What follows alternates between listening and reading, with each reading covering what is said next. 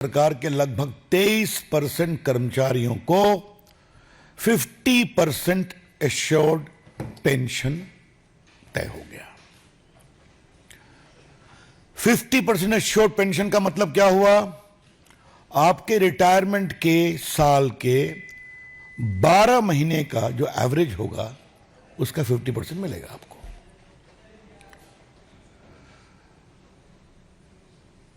अगर आप 25 साल की सेवा पूरी किए तब इसका पूरा लाभ मिलेगा।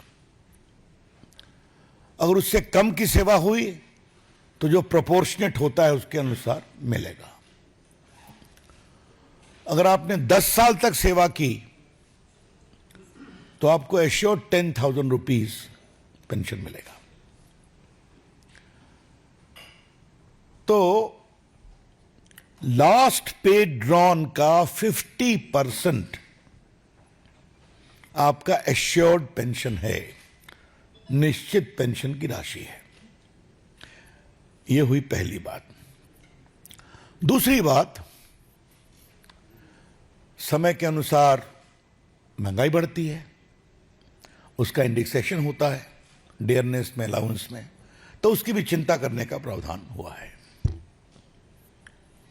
और तीसरी सबसे महत्वपूर्ण, अगर आप गुजर गए तो आपके परिवार को भी 60% का फैमिली पेंशन मिलेगा।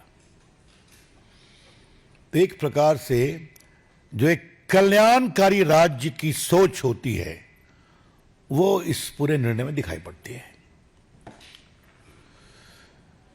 इसके अलावा एक और महत्वपूर्ण बात समझना जरूरी है। वो क्या है? जो न्यू पेंशन स्कीम आई थी उसको लेकर यह भी चर्चा थी कि सरकार की फंडिंग के बारे में क्लैरिटी नहीं है,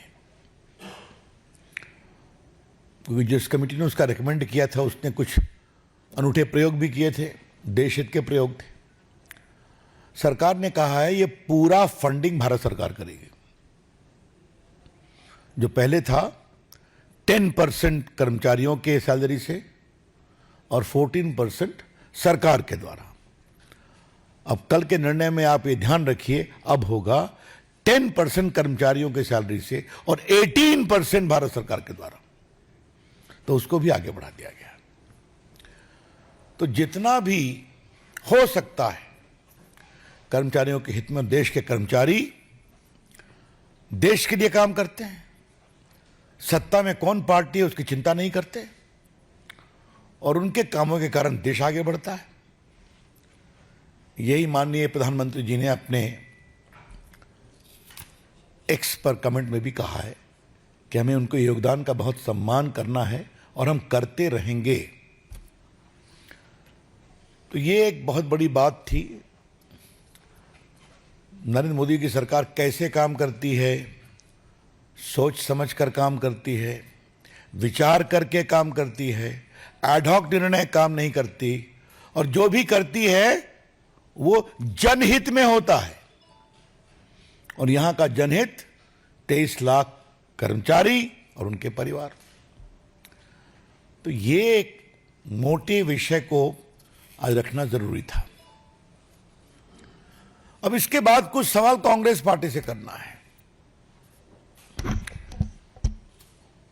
ये घोषणा वाली पार्टी कांग्रेस पार्टी सिर्फ घोषणा ही करेगी, घोषणा के अमल में लाने का भी कभी काम करेगी। आज भारतीय जनता पार्टी के राष्ट्रीय मंच से एक हम सवाल करना चाहते हैं। कांग्रेस पार्टी ने पिछले 2 साल से ओल्ड पेंशन स्कीम को एक बहुत बड़ा तूफान बनाया था भारत की राजनीति में। याद करिए आप। समझ सो कि राहुल गांधी प्रियंका जी हो गई तो उनसे भी कहवा दिया गया हिमाचल के चुनाव में कि हम ओल्ड पेंशन स्कीम को लागू करेंगे।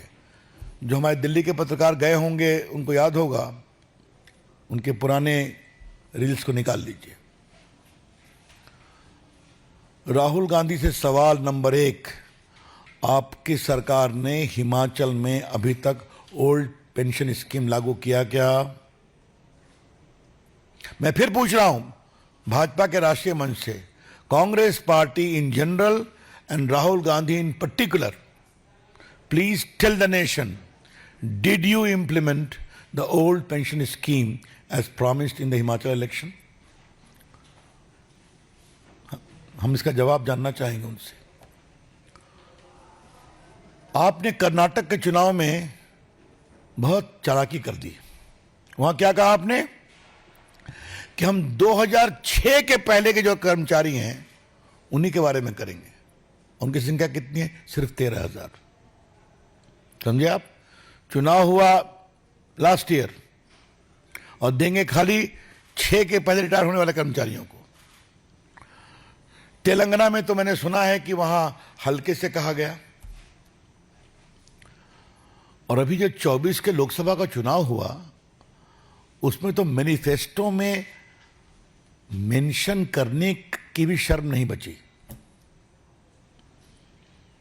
मैं रिपीट कर रहा हूं, the Congress party has become so very of the palpable falsehood of his assurance about pension that it could not muster the courage to include that as a part of its manifesto in the Lok Sabha election.